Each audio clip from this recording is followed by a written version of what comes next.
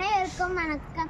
இன்று பாரதியார் நினைவு நாள். அதனால் நான் பாரதியார் ஆட்சி சுடி 110 கூற போகின்றேன். அச்சம் தவிர், ஆண்மை தவறு, இலைத்தாள் இகழ்ச்சி, ஈகை திறன், உடலினை ஒதிசை, ஊன்மிக விரும்பு, எண்ணுவது உயர்வு, ஏறு போல் நட, ஐம்பொறி ஆட்சிக்கோள், ஒற்றுமை வலிமையாம், ஓய்தல் ஒளி, கௌடகம் குறை, கற்றது ஒழுகு, காலம் அழிய, கிளை பல தாங்கே, கீழோக்கு அஞ்ச, குன்றன நிமிர்ந்து, கூடி தொழிற்சை, கெடுப்பது சோறு, கேட்டிலும் திணிந்து, கைத்தொழில் போற்றி, கொடுமையை எதிர்நேர், கோள்கை கொண்டு வா, கவ்வியதை விடு, சரித்திர தேர்ச்சிக்கொள், சாவதற்கு அஞ்சு, சிதையா நெஞ்சுக்கோ, சீர்வோ சீரு, சுமையனுக்கு இழைத்திரு, சூரரை போற்றி, செய்வதை துணிந்து, சேர்க்கை அழிய, செய்கையில் பொருள், சொல்வது தெளிந்து, ஜோதிடம் தனிகள், சௌரியம் தவறு,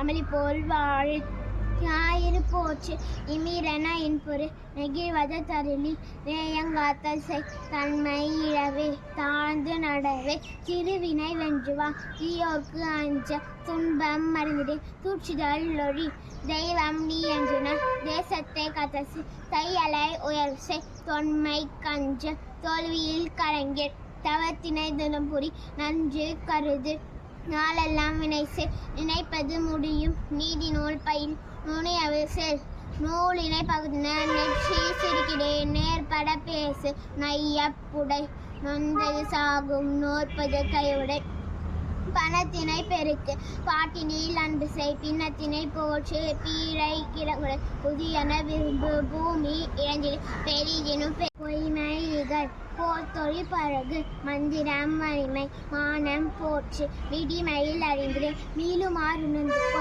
உனையிலே முகத்தினில் மூபினும் கிடங்களை, மெல்ல தென்சொ வேழி போற்று, மொயம்புற தவஞ்சல், மோனம் போற்று, மௌட்டியம் தனைக்கோ, எவனர் போல் முயற்சி செய், யாரையும் மதித்தாய், எவ்வனம் காத்தல் செய், ரசத்திலே தேர்ச்சிக்கொள், ராஜசம் பயிர், ரீதி தவறு, ருசி பல வென்றுவா, ரூபம் செம்மை செய், ரேகையில் கணிக்கோள், ரோதனம் தவிர், ரௌத்திரம் பழகு, லவம்பல வெள்ளமாம், லாவகம் பயிற்சி செய், லீலை இவ்வளகு லொத்தரைகள், உலக நூல் கற்றுனார், லௌகிக மாற்று, வருவதை மகிழ்ந்து, மான நூல் பயிற்சி செய், விதையினை தெரிந்திட, வீரியம் பெருக்கு, வெடிப்புற பேசு, வேதம் புதுமை செய், வைய தலைமுக்கு வவ்வுதல் மிக்க. நன்றி.